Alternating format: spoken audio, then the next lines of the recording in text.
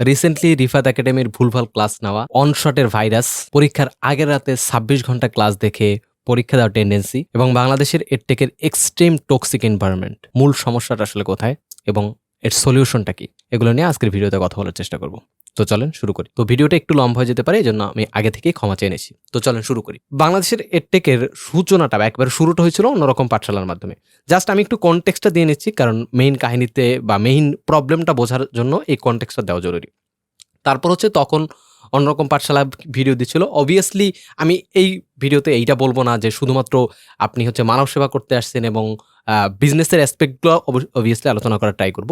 তো তখন হচ্ছে অন্যরকম পাঠশালা, তারপর হচ্ছে এডুটিউব, তারপর হচ্ছে ফাসার, আমাদের স্কুল মানে হাইপে ওঠে ১৫-১৬ সালের দিকে, মানে ভিউ পাওয়া শুরু করে তখন থেকে, আমি যদি ভুল না করে থাকি। তারপর হচ্ছে টেকনিক এডুকেশন এরকম কিছু প্ল্যাটফর্ম ছিল। তো তারপর হচ্ছে বাংলাদেশের এডটেকটা বুম করে আসলে আ করোনার সময় থেকে।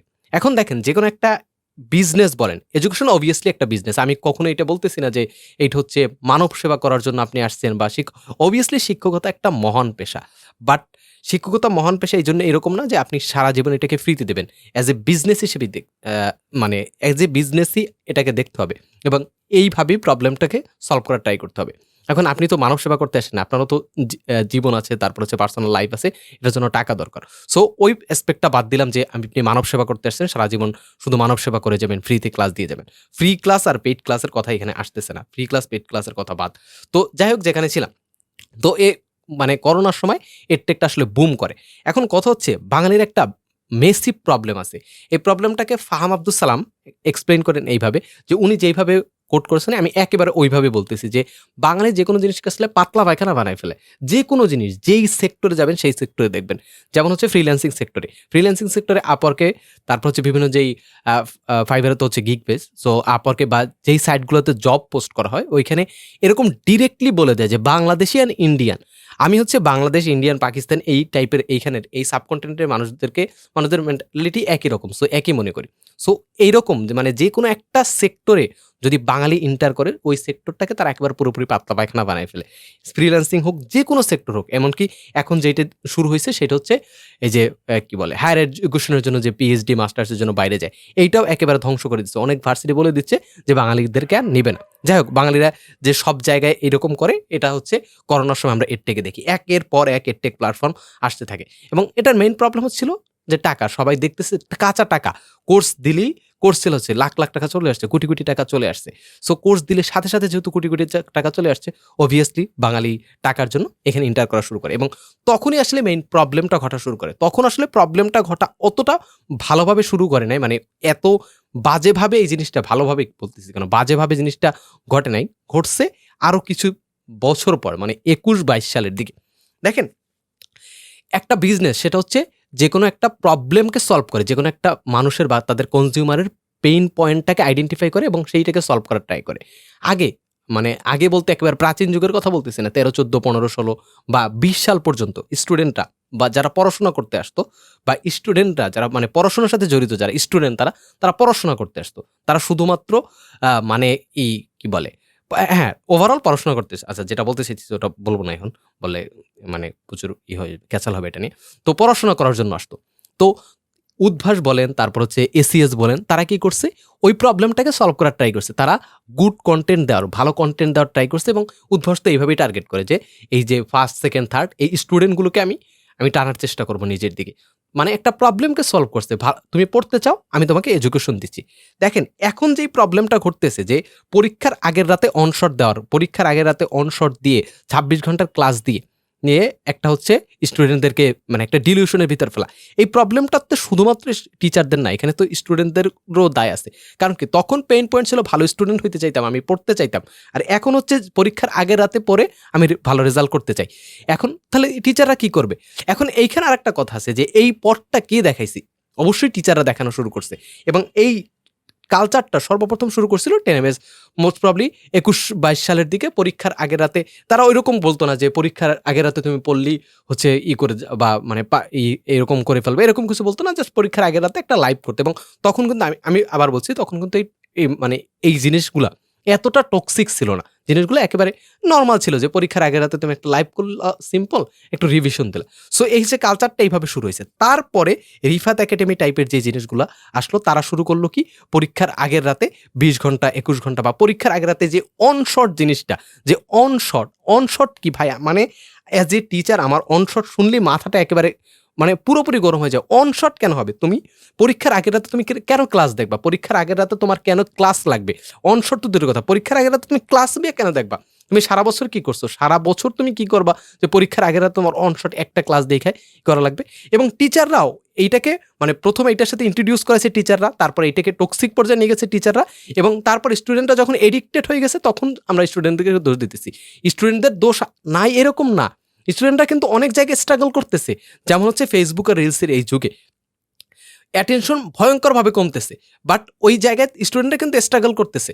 সো তাদের ওই প্রবলেম সলভ না করে আমরা আছি এই এই যে তাদের একটা হচ্ছে আফিমের মতো নতুন একটা জিনিস দিয়ে, তারপর সেইটা দিয়ে আমরা হচ্ছে কি বলে হ্যাঁ, মেইন টার্গেট তো বিজনেস করার ট্রাই করতেছে। সো এখানে এই প্রবলেমটা হচ্ছে একটা কালেকটিভ প্রবলেম। আমি আবার বোঝাতে চাচ্ছি যে এই প্রবলেমটা হচ্ছে একটা কালেকটিভ প্রবলেম, শুধুমাত্র একজন মানুষ বসেই জিনিসটাকে চেঞ্জ করতে পারে না। এবং আরেকটা ট্রেন্ড চালু হয়েছে, এই ট্রেন্ডটা অনেকেই খেয়াল করে নাই, যে অ্যাজ এ টিচার, যে মানে টিচারের অনুযায়ী মানে টিচারের পয়েন্ট অফ ভিউ থেকে এটা একটা বাজে কন্টেন্ট মনে হয় আমার কাছে, যে এই 10টি টিপস ফলো করলে তুমি পরীক্ষার আগের মানে পরীক্ষায় ভালো রেজাল্ট করতে পারবে। বাংলায় A+ পেতে হলে এই 10টি টিপস তোমাকে ফলো করতে হবে। ভাই এগুলো তো রাস্তায় যে মানে কি বলে হকাররা এই টাইপের কন্টেন্ট বানায়, এইগুলো এই যে এই মলমটা মাখলেই আপনার চুলকানি কমে যাবে। সো আপনি কি মানে আপনার পার্সোনালিটি কি এতটা ডাউন করা কেন লাগবে শুধুমাত্র ভিউয়ের জন্য? নতুন নতুন যতগুলো প্ল্যাটফর্ম আসছে সবাই তাদের এইভাবে করতেছে। এখন বলতেছে ভাই দেখতেছি স্টুডেন্ট, হ্যাঁ স্টুডেন্ট তো দেখতেছে। এখন আমি যদি বাজেভাবে বলি যে ভাই আপনি যদি ওই ভিডিও বানান সেইটা তো মানুষ দেখে, তাহলে আপনি কি ওই ভিডিও বানাবেন? অবভিয়াসলি বানাবেন না। সো পার্সোনালিটিটাকে একটু ঠিক রাখার ট্রাই করে তারপর হচ্ছে বিজনেসের কথা চিন্তা করেন। দেখেন সবাই তো টাকা চায়, সবাই তো বিজনেস করতে চায়, ফেমাস হইতে চায়, বাট এইটাকে মানে একেবারে মুখের মানে কি বলে এত ইজি মনে করার কি আছে? যে হ্যাঁ, আপনি যদি কোয়ালিটি কনটেন্ট দেন, আপনি বলতেছেন যে কোয়ালিটি কনটেন্ট দিলে খায় না। কে বলছে কোয়ালিটি কনটেন্ট দিলে খায় না? উদ্ভাসের যে প্ল্যাটফর্ম উৎকর্ষ কি চলতেছে না? অবশ্যই চলতেছে। উৎকর্ষ টার্গেট কি? উৎকর্ষ কি এরকম করতেছে পরীক্ষার আগের রাতে এই ক্লাস দেখলি 100 তে 100 কমন, এরকমই কি করতেছে? করতেছে না তো। তারপর তারা বেঁচে আছে না? ফাহাদ স্যারের ক্লাসগুলো, ফাহাদ স্যার কি অনেক স্ট্রাগল করে তারপর হইছে না? সো প্রত্যেকটা প্ল্যাটফর্ম দেখেন, মানে যেই প্ল্যাটফর্মগুলো ভালো করতেছে এরকম যে এই যে অন শট, তারপর হচ্ছে পরীক্ষার আগের রাতে 10 মিনিটে এইটা করলো, এইটা না করেও কিন্তু এইটা মানে স্টুডেন্টের প্রবলেম সলভ করা যায়। সো এতক্ষণ যে ক্যাচালটা করলাম, মানে এই যে কথাগুলো বললাম এতক্ষণ যদি আপনি শুনে থাকেন, এইটার মূল প্রবলেম হচ্ছে টিচার। হ্যাঁ, স্টুডেন্টের দোষ আছে, স্টুডেন্টরা এটা পছন্দ করতেছে, বাট অ্যাজ এ টিচার আপনার কি রেসপন্সিবিলিটি আছে? আপনি মানে আপনি তো কোনো মহৎ উদ্দেশ্য নিয়ে আসেন। এখন মহৎ উদ্দেশ্য বলতে এইটা বুঝাইতে চাইতেছি না যে আপনি মানব সেবা করতে এসেছেন। আপনি টাকাও ইনকাম করবেন, বাট হালাল উপায়, হালাল মানে বৈধ উপায়ে টাকা উপার্জন করবেন, যে আপনি তাদেরকে যেকোনো একটা ভ্যালু দেবেন এবং সেইটার বিনিময়ে আপনি টাকা নেবেন। বাট আপনি তো করতেছেন এসক্যাপ। সো এইটাই বুঝাইতেছি যে আপনি যেখানে একটা মহৎ উদ্দেশ্য নিয়ে যদি আসেন, তাহলে কিন্তু শুধুমাত্র ওই যে on shot, double shot, single shot, তারপর হচ্ছে পরীক্ষার আগের 10টা টিপস, এগুলো দিয়ে আপনার ফেমাস হওয়ার দরকার পড়ে না। এবং এই যে এনভায়রনমেন্টটা এতটা টক্সিক হয়ে গেছে, এটা স্টুডেন্টদের জন্য মারাত্মক রকম একটা পেইনফুল, মানে মারাত্মক রকম একটা প্রবলেমেটিক সিচুয়েশন। এখন স্টুডেন্টদের জন্য যে কথাটা হচ্ছে যে এখন কমন জিনিসটা নিয়ে আরেকটা কথা বলি। সো স্টুডেন্টদের এবং টিচারদের মধ্যে জিনিসটা তো বুঝালাম, এখন হচ্ছে কমন জিনিসটা কেন থাকা লাগবে? আই ডোন্ট নো কমন ওয়ার্ডটাই কেন এখন এখানে ইউজ হওয়া লাগবে? পরীক্ষা মানে কি? পরীক্ষা মানে হচ্ছে তোমাকে জাজ করা হবে, তাই না? তুমি কি পারছো না পারছো এটা জাজ করা হবে। পরীক্ষার উদ্দেশ্য কি শুধুমাত্র তোমাকে জাজ করা? অবভিয়াসলি না। তুমি পরীক্ষা নিয়ে যে কোনো রিসার্চ দেখো বা যে কোনো ভালো বড় মানুষের কথা শোনো, পরীক্ষার উদ্দেশ্য শুধুমাত্র জাজ করা না যে তুমি কতটুকু পড়ছো, তার চেয়েও বেশি কিছু। পরীক্ষায় তুমি যে পড়াটা পড়ছো ওইটা মনে রাখার জন্য বা ওইটা তোমার মাথায় ঢুকানোর জন্য সবচাইতে বেস্ট হচ্ছে অ্যাক্টিভ রিকল, আর একটা হচ্ছে সেকেন্ড হচ্ছে এক্সাম দাও। তুমি যে ভুলটা করবা ওই ভুলটা দেখে, ধরো একটা পড়া তুমি পড়ে গেছো, মুখস্থ করে গেছো, ওই পড়াটা তুমি ভুলে যাবে, বাট একটা পড়া তুমি ভুল করছো, ওইটা তোমার আজীবন ভুলবা না। সো পরীক্ষার উদ্দেশ্যই তো এইটা। এখন বলতে পারো ভাই A+ তো মানে A+ তো সবাই পেতে চায়, বোর্ড পরীক্ষার সময় আমি কি ভুল করে তারপর শিখবো? না, বোর্ড পরীক্ষার সময় তুমি ভুল করে শিখবো না। তাহলে সারাটা বছর তোমাকে কেন দিছে ভাই? সারাটা বছর তুমি কি করতেছো? এখন বলতে ভাই আমি তো সারা বছর পড়াশোনা করিনি। হ্যাঁ, এখন স্টুডেন্টদের পড়াশোনা করার টেন্ডেন্সি কমতেছে, মানুষ পড়াশোনা করতেছে না। তাহলে তুমি অন্য কিছু করো। অ্যাজ এ স্টুডেন্ট হিসেবে তোমার দায়িত্ব তো পড়াশোনা করো। তুমি যদি ফ্রিল্যান্সিং করো, তুমি যদি অন্য কিছু করো, বা তোমার যদি মনে হয় যে এআই এডুকেশন খেয়ে দিচ্ছে, এটা ডিফারেন্ট ইস্যু। তাহলে তুমি অন্য ফিল্ডে যাও, এই ফিল্ডে কেন আসতেছো, পড়াশোনা কেন করতেছো? তোমার নাম স্টুডেন্ট, তাহলে স্টুডেন্টের কাজ কি?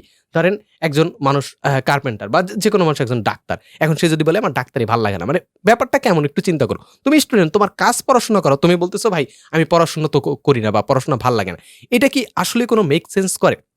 তারপর হচ্ছে কমনের বিষয়। কমনের বিষয়টা তো বললাম যে কমন কেন পড়া লাগবে তোমার? তোমার পুরো বইটা পড়া থাকবে। তুমি যেই জায়গা থেকে তোমাকে জাজ করা হবে তুমি বইটা ভালোভাবে পড়ছো কিনা। তুমি সেই জায়গা থেকে জায়গা থেকে অ্যান্সার করে দিয়ে আসবা। সেখানে কমন ফালানো কেন লাগবে? এইটা হচ্ছে মেইন কথা। কমন ফালানো কেন লাগবে? দেখো, তুমি চিন্তা করতেছো যে পরীক্ষায় ধরো কমন পড়লো তোমাকে রিফাত ভাইয়া তোমাকে বলে দিল যে এই 10টা এই 10টা টাইপ বলে দিল। এই 10টা টাইপ পড়লেই তোমার সবকিছু কমন পড়ে যাবে। এই 10টা টাইপ তুমি কমন ফেলে গেলা। বাট পরীক্ষা কি শুধুমাত্র এইটা? একটা ইন্টারেস্টিং ব্যাপার দেখো, পৃথিবীতে যত বড় বড় কোম্পানির সিইও আছে তারা কি? তারা সবাই কিন্তু ইঞ্জিনিয়ার। ইঞ্জিনিয়ার কেন? তাদের সবার কাজ কি ইঞ্জিনিয়ারিং, মানে সুন্দর পিচাই, তারপর হচ্ছে সত্য নাদেলা বা যে কোনো মানুষ বলো, তো তারা কি সবাই ইঞ্জিনিয়ারিং কাজ করে? যাই দেখো, সিইওদের কাজ কি ইঞ্জিনিয়ারিং রিলেটেড কোনো কাজ? না। তারপরও তারা কেন ইঞ্জিনিয়ারিং? কারণ ইঞ্জিনিয়ারিংয়ে অনেক বেশি প্রবলেম সলভ করানো হয় এবং এই প্রবলেম সলভ করার ফলে তাদের নিজেদের রিয়েল লাইফে প্রবলেম সলভ করার এবিলিটি বাড়ে। দ্যাটস ওয়াই এই নিজেদের লাইফে যে প্রবলেম বা পরীক্ষার খাতায় যে প্রবলেমগুলো সলভ করে, এই জন্য যে রিয়েল লাইফে প্রবলেম সলভ করার এবিলিটি বাড়ে, এইটা তাদের প্রফেশনাল লাইফে হেল্প করে। তো তুমি পরীক্ষার হলে পরীক্ষার আগের রাতে পড়ে শুধুমাত্র এসএসসিতে প্লাস পাই গেলা, তুমি সাথে সাথে ইন্টারে যাই তো বেসিকের জন্য ভুগবা, এটা তো সব টিচাররা বলে। কিন্তু তোমার এই যে পরীক্ষার আগের রাতে পড়া পরে কমন ফালায়া, মানে মানে নিজে রিসার্চ না করে পড়াশোনা না করে, মানে নিজে পড়াশোনা না করে শুধুমাত্র টিচারের ক্লাস দেখে পরীক্ষা দিয়ে, আসলে এইটা তোমাকে লাইফে কোনো ভ্যালুই দেবে না। এখন রেজাল্ট দিয়ে এসএসসি এইচএসসি এ প্লাস দিয়ে তুমি কোথাও জব ফিল্ডে বলো কোথাও কিছুই করতে পারবে না। চান্স পাওয়ার পরের কথা বললাম যে তুমি খুব ভালো রেজাল্ট করলা, তুমি কোথাও কিছু করতে পারবে না, বিলিভ মি ভাইয়া। সো দ্যাটস ওয়াই বলছি এই কমনের এই টেন্ডেন্সি থেকে বের হয়ে আসে, এবং টিচারদেরও বলছি যে কমন ফালানো, আমার ক্লাস থেকে কমন পড়ে এই যে ডিলিউশন থেকে স্টুডেন্টদেরকে বের করে আনেন। মানে ভালো কোয়ালিটি কন্টেন্ট দেন, অবভিয়াসলি আপনার, মানে আমি গ্যারান্টি দিয়ে বলতে পারি যে স্টুডেন্টরা আপনার কন্টেন্ট খাবে। এখন কথা হচ্ছে এই যে প্রবলেমগুলো বললাম, এত প্রবলেম বললাম, প্রায় প্রায় কত মিনিট হয়ে গেছে, 15 মিনিটের মতো বলে ফেলছি জাস্ট প্রবলেমের কথা। এত প্রবলেম আছে। এখন এই প্রবলেমটার সলিউশন কি? প্রবলেমটার সলিউশন জাস্ট একটা সিম্পল সলিউশন। এটা যেহেতু একটা কালেকটিভ প্রবলেম, সো সবাই মিলে একসাথে সলভ করতে হবে। এখন সবাই মিলে কিভাবে সলভ করতে পারি? এই টাইপের কন্টেন্টটা অফ করে দিতে পারি, কিন্তু এই টাইপের কন্টেন্ট দেওয়া কেউ অফ করবে না, এটা সম্ভবই না। ধরেন দুইটা প্ল্যাটফর্ম চিন্তা করি, টেনএমএস আর এসিএস চিন্তা করি। টেনএমএস যদি বন্ধ করে দেয়, এসিএস কে বন্ধ করবে না। তখন ওইটার ফায়দা এসিএস দেবে। আবার এসিএস যদি বন্ধ করে দেয়, টেনএমএস কি বন্ধ করবে না। এরকম যে কোনো প্ল্যাটফর্মে এই টাইপের কন্টেন্ট দেওয়া বন্ধ করবে না। এই টাইপের বলতে পরীক্ষার আগের রাতের রিফাত একাডেমি টাইপের 26 ঘন্টার ক্লাসের কথা বুঝাচ্ছি না। ওই যে কি বলে যে এই 10টি টিপস ফলো করলেই আপনি পরীক্ষায় ভালো রেজাল্ট করতে পারবেন, এই টাইপের কন্টেন্টের গুলোর কথা বলছি। সো এইটা মানে স্টুডেন্টরা খাবি এবং স্টুডেন্টরা এই টাইপের জিনিসই পছন্দ করে। সো এইটা বন্ধ করার কোনো ওয়ে নেই। সমস্যা হচ্ছে স্টুডেন্টদেরকে কিছু টিচারকে বুঝাতে হবে যে এই টাইপের কন্টেন্ট আসলে কোনো ভ্যালু ক্রিয়েট করে না, এবং স্টুডেন্টরা এটা সহজে বুঝবে না। তো মেইন সলিউশন কি? সলিউশন হচ্ছে শুধুমাত্র বোর্ড থেকে টিচারদের, মানে সত্যিকারের টিচারদের, এই যে এই এর থেকে টিচার না, সত্যিকারের টিচারদের যারা প্রশ্ন করে বোর্ডের, তাদের তাদের এগিয়ে আসতে হবে। তারা যদি শুধুমাত্র একটা বার কমন পরে কোন জায়গা যেগুলো থেকে নর্মালি বোর্ডে প্রতি বছর আসে বা আসার কথা, বা ইম্পর্টেন্ট টপিক থেকে, যদি জাস্ট প্রশ্নটা বইয়ের বাইরে থেকে দেওয়া পসিবল না, বইয়ের বাইরে থেকে দিলে সবাই খারাপ রেজাল্ট করবে।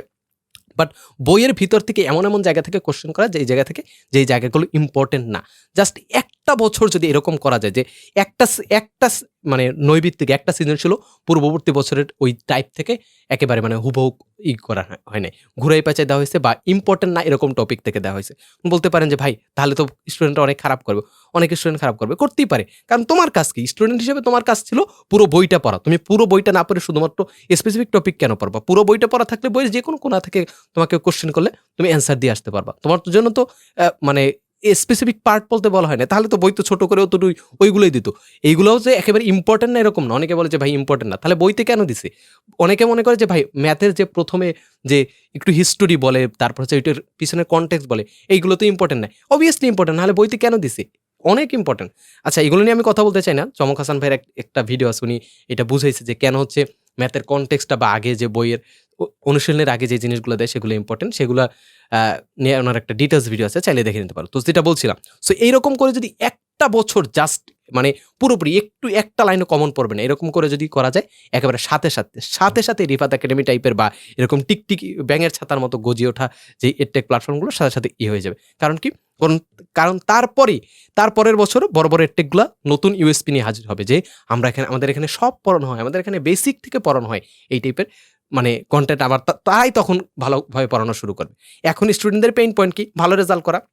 ভালো রেজাল্ট কীভাবে করতে পারে, এই যে টাইপ ভিত্তিক কিছু ম্যাথ করলি বা টাইপ ভিত্তিক কিছু পড়লি হয়ে যায়। তো তখন কি করবে, টাইপ ভিত্তিক পড়লে হবে না, তখন কি করতে হবে, পুরো বই পড়তে হবে, এবং তখন তারা বাধ্য হয়ে পুরো বই পড়াবে। জাস্ট এই একটা জিনিস করলে পুরো প্রবলেমটা সলভ হয়ে যাবে। ওকে, সো আশা করি এটা বুঝছেন। তারপর হচ্ছে বা স্টুডেন্টরা দেখলে বুঝছো। তো টিচাররা একটু ভাই মানে আমার সমবয়সী যারা আছে এবং আমার কি বলে বয়স আমার যে বড় যারা সিনিয়র যারা আছে তাদেরকে বলছি, একটু অ্যাজ এ টিচার আপনার পার্সোনালিটিটা একটু মানে ঠিক রাখেন ভাই। মানে একটা 10,000 একটা হইলে একটা ভিডিওতে আপনি দিলেন, এই 10টা টিপস ফলো করলে তুমি পরীক্ষায় ভালো রেজাল্ট করতে পারবে। এটা দিয়ে আপনার কি লাভ হইতেছে? আপনার পার্সোনালিটি ডাউন হইতেছে, স্টুডেন্টরা আপনাকে কন্টেন্ট ক্রিয়েটর হিসেবে নিতেছে, ইউটিউবার হিসেবে নিতেছে, টিচার হিসেবে তো আপনাকে নিতেছে না। সো এখানে আপনার তো ফায়দা নেই, জাস্ট আপনি কিছু ভিউই পাইতেছেন। ইউটিউব থেকে কয় ডলার, 10,000 বা 1,00,000 ভিউতে আপনি কয় ডলারই পাবেন? $1 পাবেন। $1 কত? 150 টাকা। সো 150 টাকার জন্য যে টিচার আপনি আপনার পার্সোনালিটি ডাউন করতেছেন। এমনকি আপনার ফিউচারে, মানে এটা ফিউচারে অবশ্যই বন্ধ হবে, কারণ কোনো একটা সিস্টেম যখন মানে এই ধরনের একটা ম্যাচের কাঠের উপর যদি পুরো একটা জিনিস, ভারী জিনিস দিয়ে দিই, তাহলে ওই জিনিস হয়তো চলতে থাকবে, মানে তার ভিত্তিটা যখন নড়বড় হয় তখন কিন্তু একসময় ওটা কোলাপস করবে, অবশ্যই ওটা একসময় কোলাপস করবে। ওকে, সো দ্যাটস ইট। সর্বশেষ সেটা হচ্ছে রিফাত একাডেমির ভুল পড়ানো। ভাই, কোনো জিনিস না জানা অপরাধ না, কোনো জিনিস ভুল জানা এটা ছোটোখাটো অপরাধ, ছোটোখাটো না, অনেক ক্ষেত্রে বড় অপরাধ। কিন্তু কোনো জিনিস মানুষকে ভুল শেখানো, ভুল ইনফরমেশন দেওয়া, এটা মারাত্মক রকম অপরাধ। আপনি ইসলামিক পয়েন্ট অফ ভিউ থেকে বলেন, আপনি সামাজিক পয়েন্ট অফ ভিউ থেকে বলেন, যেই জায়গা থেকে বলেন, এটা একটা মানে রীতিমতো ক্রাইম। যে রিফাত একাডেমি, রিফাত ভাই আমি জানি না আপনি আমার বড় বা ছোট, আপনি যেটা করছেন সেটা একেবারে লিটারেলি একটা ক্রাইম ভাই। মানে সিম্পল আপনি বলতে পারেন যে স্লিপ অফ টাং হতে পারে, একটা মানুষ যে কোনো একটা টপিক ভুল পড়াইতে পারে, but each and every topic, আপনি যখন বায়োলজির টিচার না হয় বায়োলজি পড়াইতেছেন, আপনি নিউক্লিয়াস ক্যারিয়ন বলে কয়েকটা ভুল আমি দেখলাম, এটা সিম্পল জিনিস জানেন না। তারপর হচ্ছে ম্যাথের সিম্পল জিনিস আপনি ভুল করতেছেন। এগুলো ভুল না, ভুল কোনটা, যেটা মানুষ জানে বা কোনো পড়াইতে গিয়ে কোনো একটা ভুল হয়ে যায়, বাট এইটা হচ্ছে না জানা। আমি একটা জিনিস জানি না ভাই, আমি যদি এখন রকেট সায়েন্স পড়াইতে চাই, এটা কি কোনো মানে আমি এখন বললেই হয়েছে যে আমি রকেট সায়েন্স, তাহলে আমার রকেট হয়েছে যে মানুষগুলো যাবে ওদের জীবন মানে একটা খারাপ অবস্থার ভিতর পড়বে না? তারপর ধরেন আমি ডাক্তার না, এখন আমি হচ্ছে ডাক্তারি করতে গেলাম, সো এটা একটা ক্রাইম না? অবভিয়াসলি একটা ক্রাইম।